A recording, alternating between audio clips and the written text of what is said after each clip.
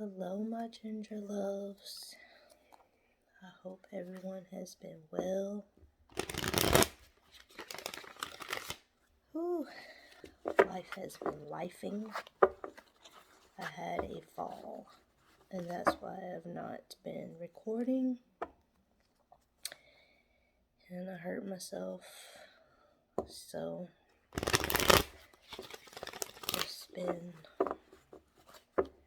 recuperating since and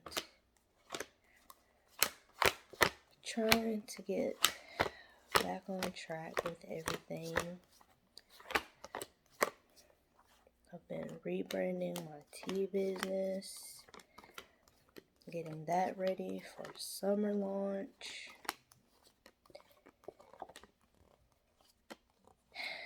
And also taking care of parents that are going through some medical things. So, when it rains, it pours, right?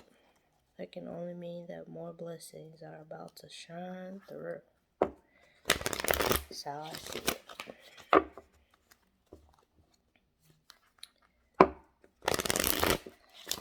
Anyway, came up tonight to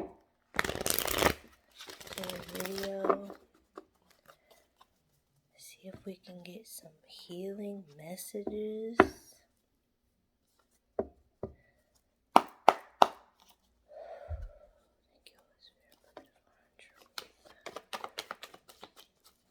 See what goddesses want to come out and have a chat with us.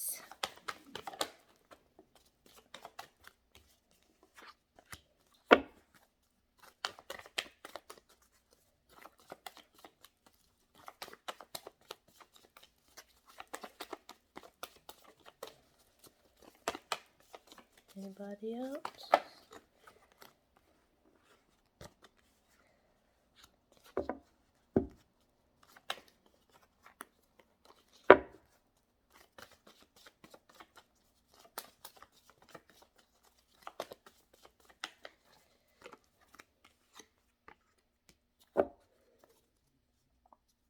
Alright.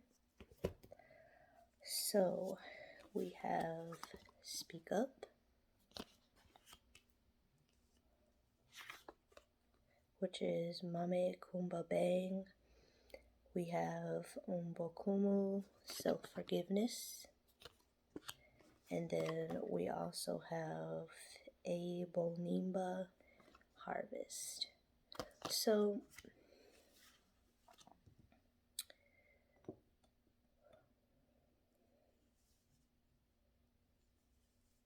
first one out is Speak Up. There's all this beautiful blue, her beautiful blue dress, and we all know that blue is associated with the with the throat chakra. There's also water here. There's an offering of looks like vegetables and fruit. There are some people behind her. Fist up, power to the people.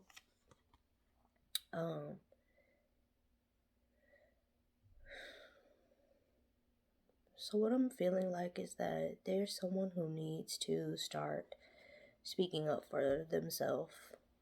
There's someone who needs to speak up about something that is either happening or has happened that you feel is not right, either with yourself and others around you, or with someone around you. It's some kind of injustice that is going on, some kind of situation that has taken place that it's just not right. It's something unfair. It's something where people are needing to come together. They're needing to rise up. They're needing to be together and speak up. Definitely in my community, this is true. We need to band together. We need to get together. We need to rise up and speak out about some of the things that are going on within the Black community with people of color. Um, there's injustice going on, and this, I believe, is not just a individual message. I do believe that this is a collective message, that it is time to speak up, that it is time to stop allowing whatever this unfair action is or actions are that are going on, and come together and say something, be the change, make the change, do something. But it is definitely a call to action.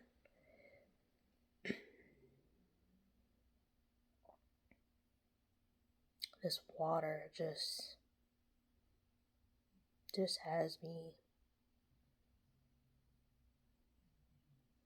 I also feel like someone may need to do some kind of water work, may need to make an offering to your ancestors if you have an ancestor altar. May need to, give them some fruits, give them some vegetables, give them something to eat. Ancestors do like meat, so even if you are a person that you do not eat meat, ancestors do like meat, because you want to give them what they would have eaten, unless your ancestors were vegetarians or vegans. But I feel like this is definitely not for everybody. This is for a certain person or a few certain people that, you may need to go to your altar, you may need to give some kind of offering.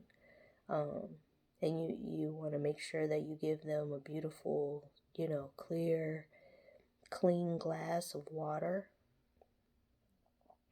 with your offering. Speak clearly with your thanks to them. Even if you just have a praying altar, you may want to put some kind of offering on your altar.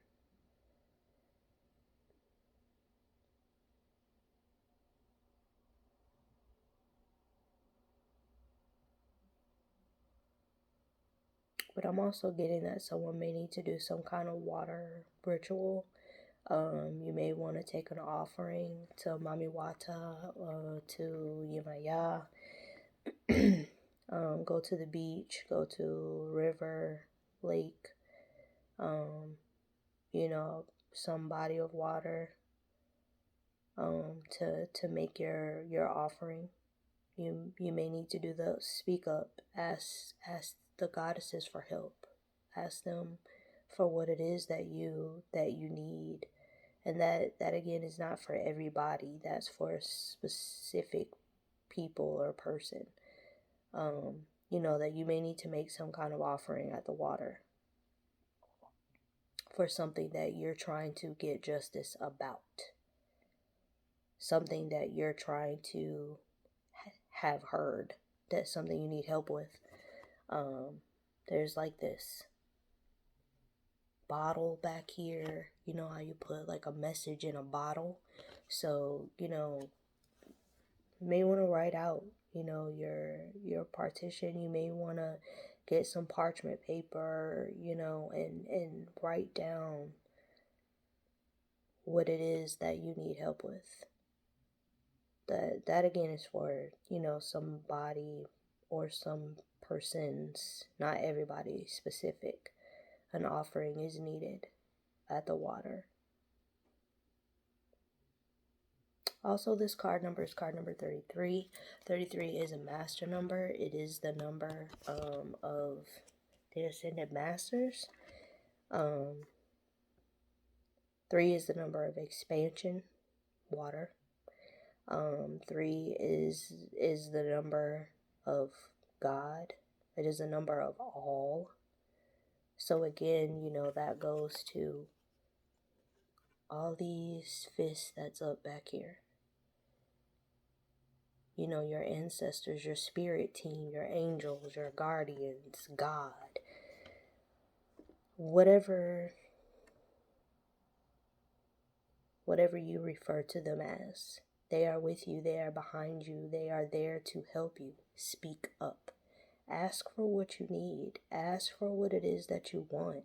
Tell them what you need them to help you to do. The next card that came out is Soul Forgiveness. So, there's two babies here with this beautiful goddess. One of them appears to not be very happy, and the other is kind of looking up at her, seeming like he needs direction. This card definitely is saying to me that there is some inner child work that needs to be done. There's some healing that needs to be done.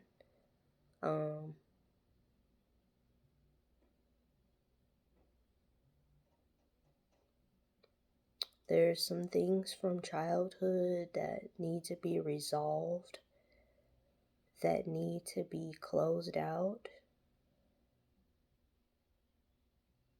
in order for you to be able to, or us, because I'm included in the collective. There's definitely, some inner child things, some childhood things that need to be closed out, that need to be reconciled in order for you to be able to receive all this beautiful abundance that's just waiting for you, right? This card number is 28, which is 10. 10 is the number of endings and beginnings. So that's why I'm getting the feeling that something needs to be completed in regard to a childhood thing. It's very important that we forgive ourselves for past mistakes, for things that we've done when we were childlike, things that we did when we were ignorant, things that we did before we woke up, things that we did when we didn't know any better. Because when you know better, you do better, and you learn the lesson, and you just don't make the mistake again. And so, soul forgiveness on our healing journey is very important, because if we do not practice self-forgiveness, number one, it prohibits us from being able to forgive other people, because we don't practice doing it with ourselves. So we don't have a way to know how to give that same grace to others. And also because it helps us from being stuck. We can get stuck in childish behavior. We can get stuck in childish thinking. We can get stuck, in just whatever age we were when that thing happened, when that hurt occurred, when those words were said. And it can keep us in a mentality that is not mature when we're triggered about whatever that is. Triggers are just ways of, Spirit letting us know where we still need to do work. And everyone's always going to be triggered by something, no matter how much you feel like you've healed from something. We're never completely healed from anything. And so, because we don't have healing completely, we're always going to have to grow more in regard to certain things. But this soul forgiveness is kind of letting me know that there's still something that's hurting, really bad. There's still something that brings us pain and negative memories, and we're still in search of what to do and how to move, and our inner child is looking to us to help us, to help give guidance about how to resolve the issue, about how to come to some kind of place where we're comfortable with whatever it is enough that we heal through it, we work through it, we do the work on it, and when it comes up again later, it's not as painful. So soul forgiveness is definitely something that we tend to experience mostly when we go through the dark night of the soul, because when you're having that experience, your shadow things are coming out, childhood things are coming out, things that you need to work on are coming out. Soul forgiveness. And then we have harvest. See this beautiful dance?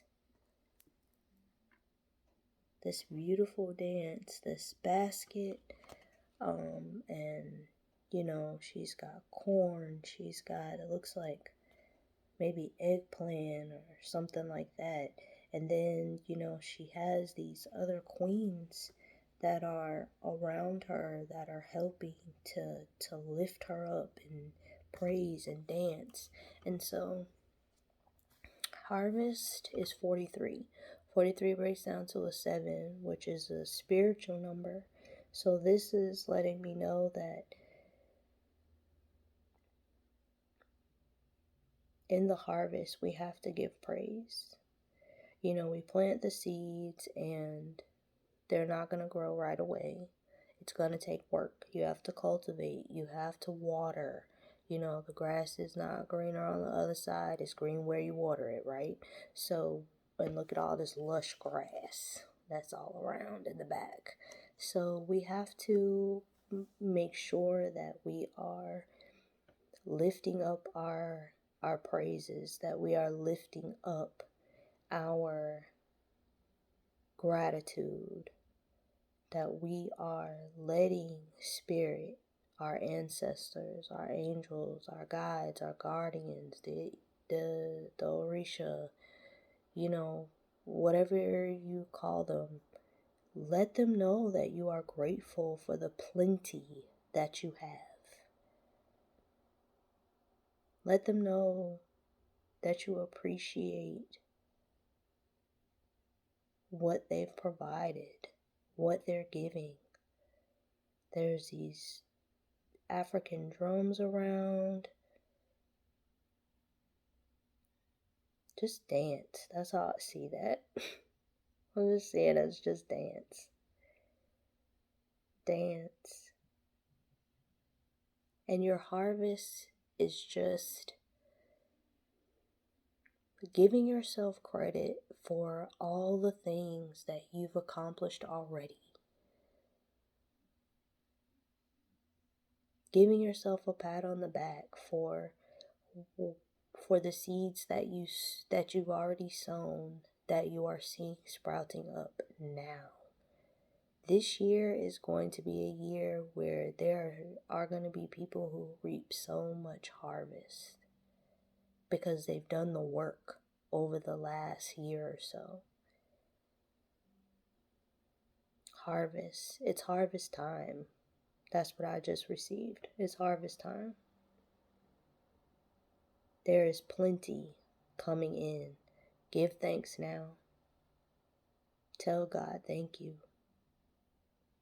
Give gratitude. Raise your hands. Do a dance. Clap. Stomp. Those are the sounds that God loves to hear.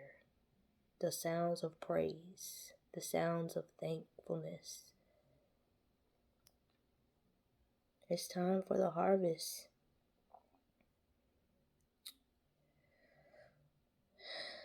It's time for the harvest. I love y'all so much. I hope everyone is well. I am feeling much better, so hopefully I'll be able to get consistent. I'm doing better. That's all I can say. I'm doing better. I love y'all so much. I hope everyone has a wonderful evening. Thank you so much for watching. See you later. Bye.